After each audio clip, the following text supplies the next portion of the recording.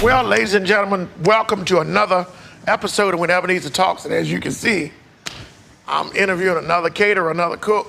I have my sister, Kendall Dennis. Thank you, Kendall, for coming and bringing this magnificent. Dominic, zoom in on this meatloaf that I'm not going to share with you tonight.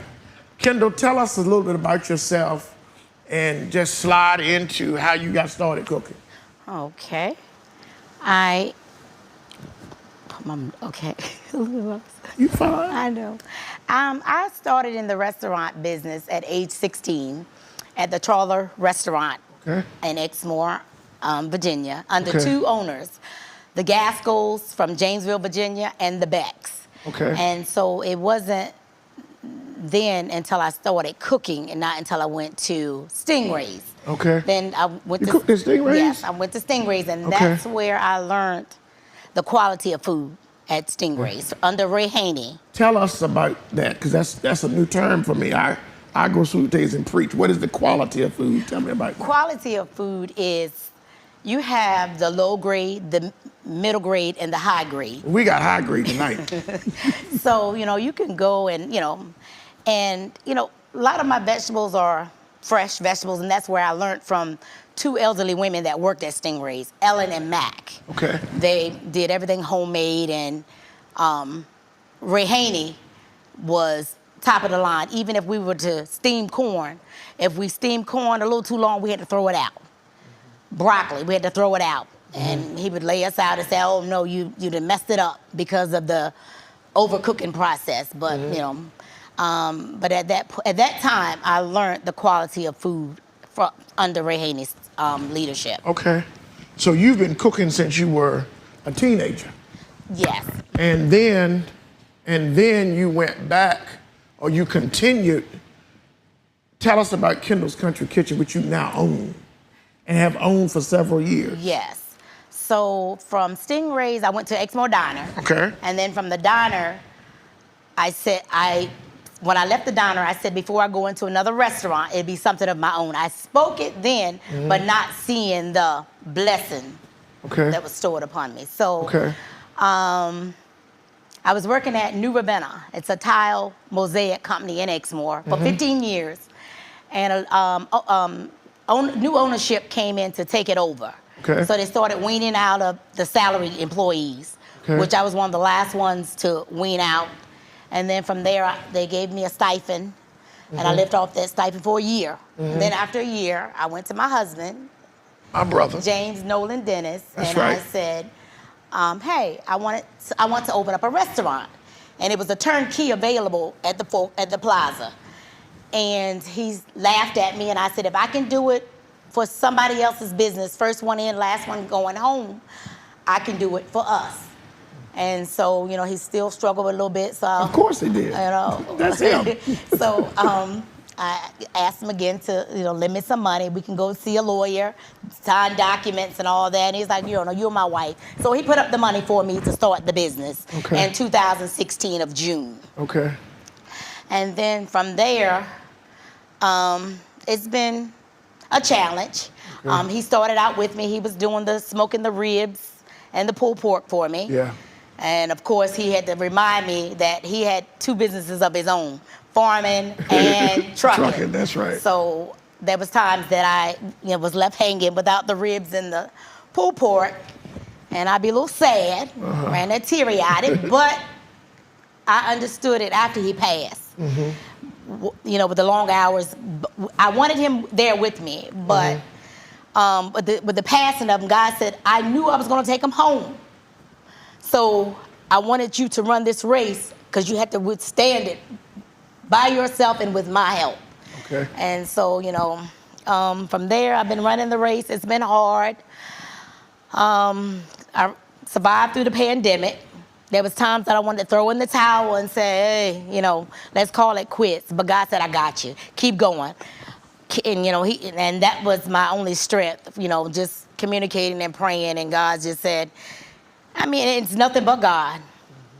Even during the pandemic, I went to apply for a loan. They didn't give it to me. So God said, that's not what, you don't need no loan because you got to pay it back. I'm going to give you everything you need along the way.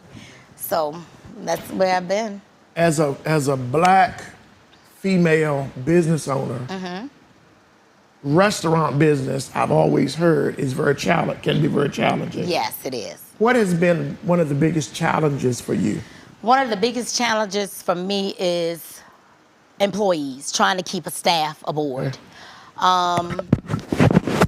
It's you have some that'll come in that want to work, that need the check, and then You're fine. you have some that want to come in because they don't really need it, but they just want a little bit, and they want to check here and then call out, and it's very challenging. And I've had some good employees, and my best employees were high school students. Really? When I started out in business, Unbelievable.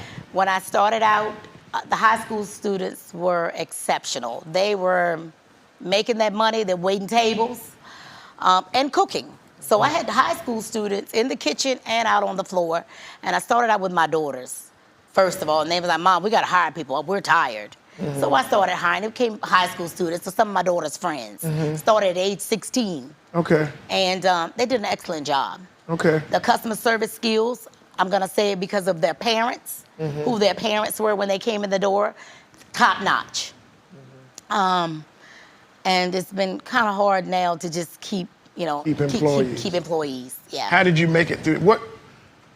Let's talk about the pandemic. No one knew how the pandemic was going to end up. Right. Your business is up and running, flourishing, doing well. All of a sudden, everything shuts down. Right. What does Kendall's Country Kitchen do? I sent all my staff to the unemployment office. And I don't know if that was a good thing or a bad thing, because I did lose some good employees at that time, because we were able to do carry out only, but during the pandemic, we lost a lot of lives and people were on the edge and we're not coming out as much. So I referred them to the unemployment office, and I found a lot of days I was there by myself trying to run the front and cook and wait a few tables to my regulars that understood and didn't mind waiting to get their food. But it was hard. I found myself, crying and praying and asking God to, just, keep me strong and just support me. And he has through this race. And I can truly say it was nothing but God that has kept me. And I got to give him all the credit, because it was hard. Okay. And when I said I would shed tears to be in there by myself, but I survived it. You survived. Yes. And you are now one of the leading restaurant owners on the Eastern Shore, because everybody talks about Kendall's Country Kitchen. Everybody wants to come. We bring preachers in. We take preachers to Kendall's Country Kitchen. Everybody wants to be there. So now tell us, before we talk about this food that I may share with Dominique, what is your favorite dish to cook? Well, my favorite dish to cook, I have a few, which would be the chicken and dumplings. And I want to give credit to my aunt, because when she was living, when I started out at age 19, I would call her for recipes, and she would give them to me. I don't care whether it was oyster fritters, clam fritters, chicken and dumplings, pig feet, and so the chicken and dumplings, the meatloaf, chitlins is popular too when they're on hand. I'm running them every other Fridays now. My mom is there cleaning them for me so that I can keep them up. But it's multiple dishes that I make, and I want to give my aunt the credit. And I want to say this because when she was living, and I opened my business, people would say, where you get your cooking from? How did you learn how to cook? And my aunt was working at the hospital right behind me, Riverside. So it was like Riverside would come to eat at Kendall's, and then they'll go back to the cafeteria at Riverside and say, talk to my aunts about this was good. So my aunt would be, give them some of the soul food, pig feet and stuff like that. And so I would be like, no, you're not getting my recipe because you're not taking it over there to the hospital. But my aunt, she gets all the credit. She taught me pretty much everything I know. Wow. And I didn't realize until her passing, because we wasn't in competition, but it was like, no, you're not gonna take my customers over there to Riverside. And so it was like a joking with her, but I learned a lot from her. When you get home and you're home, the restaurant's closed, your children are there, grandchildren, do you still like to cook? No, I do not. Because you've done so much. I've done so much. No, I do not. Okay. Okay.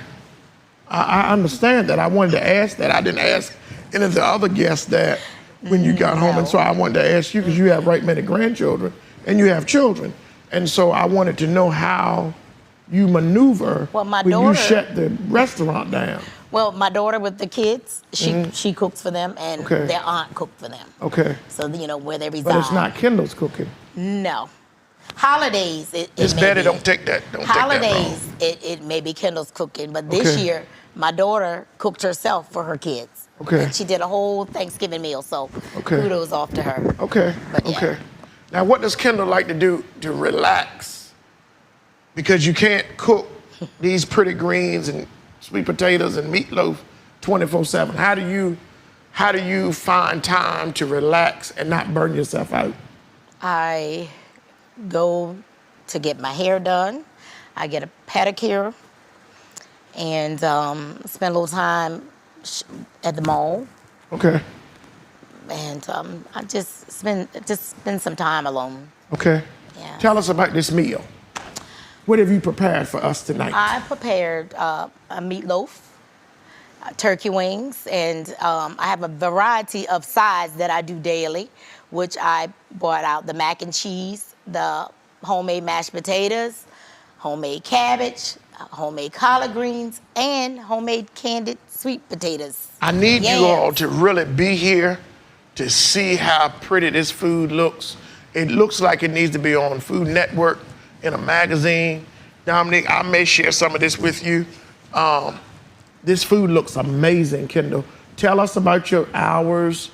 How can people get in touch with you? Because you do cater. Talk about the catering. I do cater.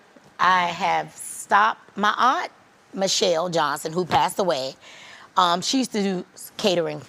I would prepare the meals and she would help me, and she would take the meals out to the catering sites because she had the experience to run the food line and everything. So during the pandemic, I stopped catering. So I do very little of catering.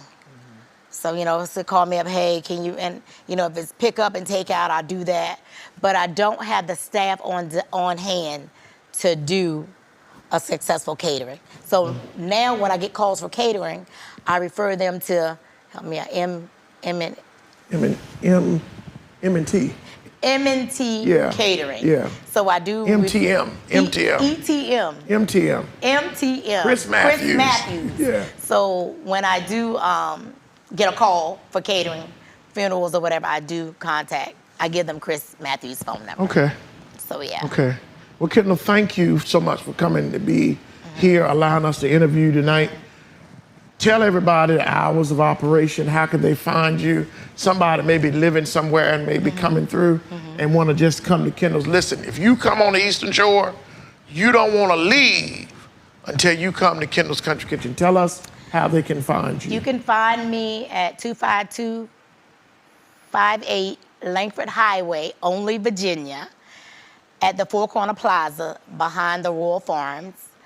And my hours of operation is Tuesday through Thursday, 11 a.m. to 7 p.m., Fridays and Saturdays, 11 a.m. to 8 p.m., and Sundays, 11 a.m. to 6 p.m. All right, ladies and gentlemen, there you have it. Kendall Dennis, owner and operator of Kendall's Country Kitchen, another wonderful cook and caterer as well on the Eastern Shore. Thank you so much for coming. You. Listen, y'all, this has been another wonderful episode. I'm gonna let y'all go. I'm about to dive in this meatloaf. Y'all have a wonderful evening. God bless you and good night.